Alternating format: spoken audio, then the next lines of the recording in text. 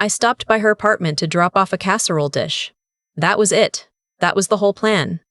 Drop off the dish, say hi, maybe stay for 15 minutes, and drive back home before the rain started. I wasn't supposed to be there. I hadn't even called ahead. My sister never locks her front door. I've told her 100 times, you live alone, you lock the door. But she grew up in a small town and old habits don't die, they just move to the city with you. So when I knocked twice and got no answer, I just turned the handle. The door swung open. I almost called out her name in a cheerful voice. Almost. She was on the kitchen floor. Not collapsed, not unconscious. She was sitting with her back against the cabinets, knees drawn up as far as they'd go, which wasn't far because she was 38 weeks pregnant, and she was breathing in that careful, deliberate way that I immediately recognized as trying not to scream. The casserole dish hit the counter. I don't even remember putting it down. How long? I said. She looked up at me and I saw her eyes were wet, but she hadn't been crying. She'd been holding it. Since this morning, she said. Maybe 8. It was 2:30 in the afternoon. I knelt down next to her and took her hand, and it was damp and cold, and she was gripping me immediately, harder than I expected, and I thought 6.5 hours. She had been on this floor for 6.5 hours. She had been on this floor for 6.5 hours. Where is he? I asked. I meant her husband. I'll call him my brother-in-law, even though that title still feels wrong in my mouth even now. She didn't answer right away. Another contraction moved through her, and I watched her jaw clench, and I held her hand and waited. When it passed, she exhaled slow and said, "He had the conference. I told you about the conference." I had not known about any conference. "And his parents came into town for it," she said. "They wanted to do the whole thing. The dinner, the tour downtown, the dinner." She stopped. Another wave. I watched the clock on the microwave, 40 seconds. I told him I was feeling some things this morning and he said it was probably Braxton Hicks. His mother agreed. "Did you call him after?" 3 times. And he said I was probably anxious because it's close to the due date and that his mother had 4 kids and she would know. I sat back on my heels and looked at my sister on her kitchen floor, and I felt something go very quiet inside. Me. Not anger. Not yet. Something colder than anger. "Okay," I said. "We're going." I've never driven that fast in my life and I don't recommend it. She had her phone in her lap and I told her to call him again, just to notify, not to ask permission, just to say this is happening. We're going to the hospital. Meet us there. She called. He didn't pick up. She left a voicemail that was about 30 seconds long and very calm, which told me everything I needed to know about how hard she had been trained to keep herself small even in moments of crisis. I called him from my phone using the car's Bluetooth. Straight to voicemail. She called his mother. I heard the whole conversation because the windows were up and the car was quiet. His mother answered on the second ring, which told me her phone was in her hand, which told me she had seen my sister's 3 earlier calls and chosen not to pick up those. "We're on the way to the hospital," my sister said. "The contractions are under 4 minutes. I think the baby is coming today." There was a pause, and then his mother said, and I am going to repeat this exactly because I have thought about it every day since. "Sweetheart, you've been saying that for 2 weeks. You know what the doctor said about anxiety." My sister said, "Mom, my water broke 20 minutes ago." Another pause. Shorter this time. "Well," his mother said, "I think that's probably normal. These things take time. We're in the middle of dinner. We'll come by after." My sister said okay. She said okay in the same voice she had used on the kitchen floor. Measured. Contained. Like she had learned a long time ago that screaming would cost her something. She hung up and looked out the passenger window and I didn't say anything. There was nothing to say that would have helped. They admitted her fast. I'll give them that. The triage nurse took one look and moved quickly, and within 20 minutes my sister was in a room and hooked up and the monitor was showing what I already knew, which was that this was real, and this was now, and the baby was not going to wait for anyone's dinner to be finished. I texted my brother-in-law, "She's in room 214. It's happening.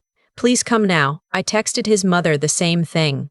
I sat in the chair next to my sister's bed and held her hand, and we watched a rerun of some cooking competition on the mute TV mounted to the wall, and she cried a little during the first big contraction in the room. Not loudly, just tears running sideways down toward her ear, and I pretended not to see because I knew she would want me to. "You didn't have to stay," she said between contractions. "I know. You had that thing tonight. The work thing. It's fine." She was quiet for a minute. The monitor beeped steadily. Then she said, "I really thought he'd come. I didn't ask which he she meant. I knew she meant both of them, her husband and his ghost of a conscience." "He will," I said, because it was the kindest lie I had available. 2 hours passed. The nursing staff was wonderful. One nurse in particular checked in every 20 minutes like clockwork, adjusted things, answered questions, talked to my sister like she was a person and not a problem to be managed.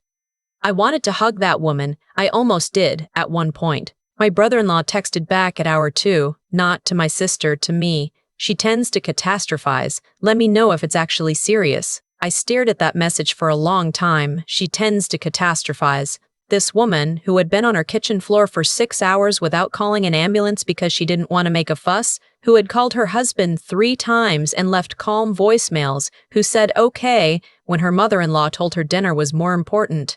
This woman catastrophizes. I typed back, "Your daughter is being born right now. Room 214. Come or don't." He didn't respond. His parents arrived at 9:47 p.m. My sister had been in labor for over 14 hours at that point. She was exhausted in the specific way that only that kind of exhaustion looks, not just tired, but hollowed, like something had moved through her and taken everything loose with it. She was also, despite all of that, the most composed person in the room. They came in together. His mother in a blazer like she'd come from a board meeting, his father with a restaurant smell still on his jacket. My brother-in-law was behind them. He had the expression of a man who had been coached on what to say and was concentrating very hard on remembering it. "We came as soon as we could," his mother said. The baby had been born 43 minutes earlier. My sister looked at her mother-in-law and said, "She's here." Just that, "She's here." Not "you missed it." Not "where were you?" Just "she's here." And his mother made a sound and reached for the baby and my sister, and I want to remember this exactly. My sister pulled the bundle slightly closer to herself, just an inch, just enough, and said, "Give me 1 more minute." It was the first time I had ever seen her do that. Ask for 1 more minute. Take up 1 more inch of space. I had to look away. They stayed for 30 minutes. Made the appropriate noises, took some photos. His mother said the baby had his family's nose. His father patted my sister on the shoulder like she'd done something moderately impressive. My brother-in-law held his daughter for approximately 4 minutes and then handed her back because she was starting to fuss and he'd never been good with fussing. When they left, the room got very quiet. My sister looked at me and said, "Can you check my bag? The one I packed for the hospital. There's something in the front pocket. I've been trying to remember if I actually put it in there or just thought about putting it in there." I found her bag in the corner where I dropped it when we rushed in. The front pocket had a zipper. I unzipped it. There was a folder inside. It was one of those plain manila folders, the kind you buy in a 12-pack from the office supply store. It was thick. I opened it. Papers, printed emails, bank statements with certain lines highlighted in yellow, a lease agreement I didn't recognize, a letter from an attorney's office dated 3 months ago. I looked at my sister. She was watching me with the baby against her chest, this small creature who had just arrived in the most unwelcoming possible way. And my sister's face was tired, but it was also, finally, something else. Something I hadn't seen on her face in years. Decided. "I've been seeing an attorney," she said. Quietly. For about 4 months. She looked down at the baby. "I wanted to wait until she was here. Until I knew she was safe, and I was." She stopped. "I needed to not be alone for this part. I didn't want to tell you on the phone." I sat back down in the chair next to her bed.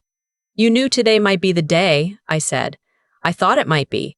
I wasn't sure, but I figured if you came by." She smiled, small and tired. "You always bring food when something feels off. You don't even know you do it." She was right. I hadn't known I did that. You should have called me, I said. Months ago.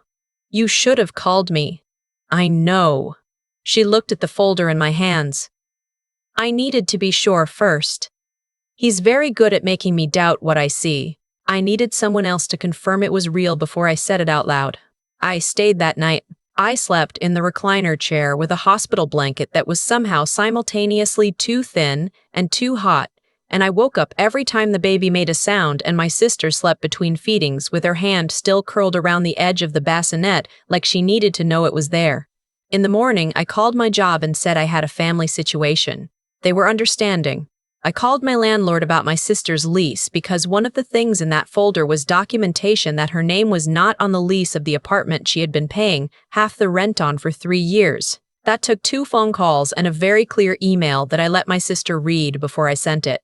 She read it and said, "You don't have to do this." "I know," I said. "I can handle it." "I know you can," I said. "But you don't have to handle it alone." That's the whole point. She didn't say anything after that. She just handed the baby to me while she ate breakfast, and the baby looked up at me with that unfocused newborn stare, like she was trying to decide what kind of world she'd arrived in. I held her tighter than I needed to. My brother-in-law called twice that morning. My sister answered the first call. I heard her side of it, composed, factual, the voice of someone who has already done the emotional work and is now simply executing a plan. She said she had hired an attorney. She said she wanted the conversation to happen through them. She said she hoped he would be reasonable for their daughter's sake. He was not, from what I heard through the phone, particularly reasonable. She ended the call politely and set the phone face down on the tray table and looked at me. "He said I'm being impulsive," she said, "because of the hormones." I thought about that for a moment, about a woman who had spent 4 months quietly building a legal case while managing a pregnancy alone, who had sat on her kitchen floor for 6 hours without calling an ambulance because she'd been taught that her pain was probably an overreaction, who said okay to a woman who told her dinner mattered more than her labor. "Sure," I said. "Hormones." The corner of her mouth moved. It was the closest she'd come to laughing all day, and I counted it. The second call was from his mother. My sister let it ring. Then she looked at me and said, "Do you want to answer it?" Honestly, yes. But I said, "It's your call." She let it go to voicemail. A minute later, a notification popped up. She played it on speaker. His mother's voice, smooth and reasonable. "Honey, I know you're overwhelmed. You just had a baby. This is all completely natural. But you need to think about what you're doing to this family. A child needs her father. And I think if you just took a breath and gave it a few days, you'd see things more clearly. Call me when you're ready to talk sensibly." The recording ended. My sister looked at the phone for a moment. Then she looked at her daughter in the bassinet. Then she said, quietly, more to herself than to me, "She's 3 hours old and she's already being told her mother's feelings aren't real." She put the phone back down. Face down again. "I'm going to sleep for a little while," she said. "Will you watch her?" "Of course," I said. She was asleep in 4 minutes. I sat with the baby and watched the morning come through the hospital blinds in long, flat stripes, and I thought about the folder in the bag and the months of work it represented, and the particular kind of courage it takes to build a lifeboat in secret while still smiling at dinner. Not everyone gets to see that kind of courage up close. I got to see it that day in a hospital room that smelled like antiseptic and stale coffee, in a woman who had quietly decided, sometime in the last 4 months, in the space between being dismissed and being believed, that her daughter was not going to grow up watching her mother disappear. I didn't tell anyone what I was thinking. I just held the baby and let my sister sleep, and outside the window the city went on being the city, loud and unaware. And inside that room, something had already changed that would not be changing back. That casserole dish is still on her kitchen counter, by the way. I picked it up when we went back for her things. She laughed when she saw it. A real one, not the corner of the mouth kind. It was the best sound I'd heard in a long time. I've been thinking about that casserole dish a lot lately, not in a dramatic way. Just, I keep coming back to it. The fact that I brought food because something felt off and I didn't even know what I was walking into. That's the thing about the people we love. Sometimes we show up for them before we fully understand why. My sister spent years making herself quieter, smaller. She learned to say okay in a voice that didn't shake, to measure her pain against someone else's comfort, to decide her contractions were probably nothing because a woman who had never been pregnant told her so. And here's what I've learned from watching her. That kind of silence doesn't come from weakness. It comes from years of being told that your voice costs too much, that your needs are inconvenient, that the woman who birthed 4 children knows your body better than you do. She didn't fold overnight, and she didn't rebuild overnight either. What she did was something I think takes more courage than any loud confrontation ever could. She got quiet in a different way. She sat with an attorney in an office somewhere with her pregnant belly and her careful voice, and she started building something while no one was looking. 4 months of paperwork. 4 months of documentation. 4 months of doing the hard, unglamorous, completely unsexy work of making sure that when the moment came, she would not be starting from zero. That's the part people don't talk about. The part between deciding to leave and actually leaving, that middle space where you have to keep showing up to the life you're walking away from, keep making dinner and answering texts and saying okay, while simultaneously becoming someone who will not be saying okay much longer. That takes a particular kind of intelligence, not book intelligence, but the kind that comes from paying very close attention to your own life and deciding you deserve better than what you've been accepting. And what about the people on the other side of that? Her mother-in-law's voicemail is still on my sister's phone. I listened to it once. That smooth, reasonable voice, take a breath, think about the family. What strikes me is not the cruelty of it, it's the confidence. The absolute, unshakable confidence that she had the right to tell a woman who had just given birth alone what the sensible thing to do was. That kind of confidence doesn't correct itself. I've seen it enough to know. People who were never held accountable don't suddenly discover accountability. What changes is whether or not we keep arranging our lives around them. My sister is not the same person she was the day I found her on that floor.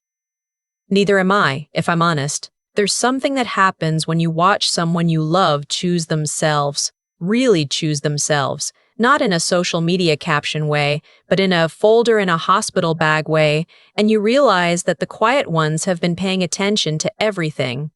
She laughed at that casserole dish, a real laugh, the kind that meant something. I'm keeping it, the dish, as a reminder that sometimes the most important thing you'll ever do is just show up. Not with a plan, not with answers, just with food and enough sense to stay.